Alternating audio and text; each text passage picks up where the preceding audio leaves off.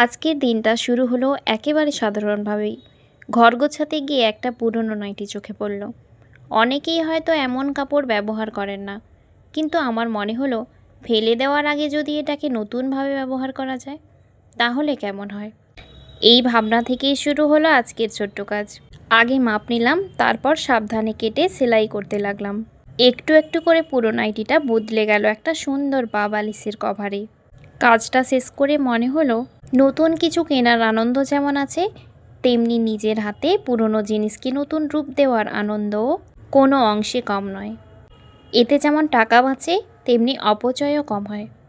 কাজটা করতে করতেই মনে একটা কথা বারবার ঘুরছিল, মেয়েদের জীবনও যেমন একটা পুরনো কাপড়ের মতো। বাইরে থেকে সবাই হাসিটা দেখে, কিন্তু সেই হাসির আড়ালে কত স্বপ্ন, কত দায়িত্ব, কত না বলা অনুভূতি লুকিয়ে থাকে তা খুব কম মানুষই বোঝে।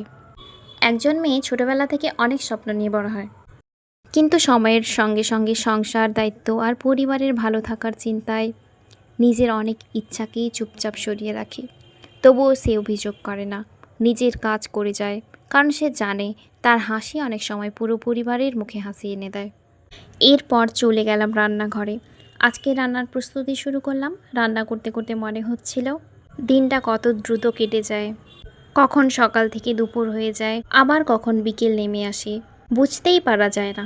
রান্না, ঘর পরিষ্কার, কাপড় ধোয়া, পরিবারের সবার খেয়াল রাখা, এই সব কিছুর মাঝেই নিজের জন্য আলাদা সময় বের করা সত্যিই কঠিন।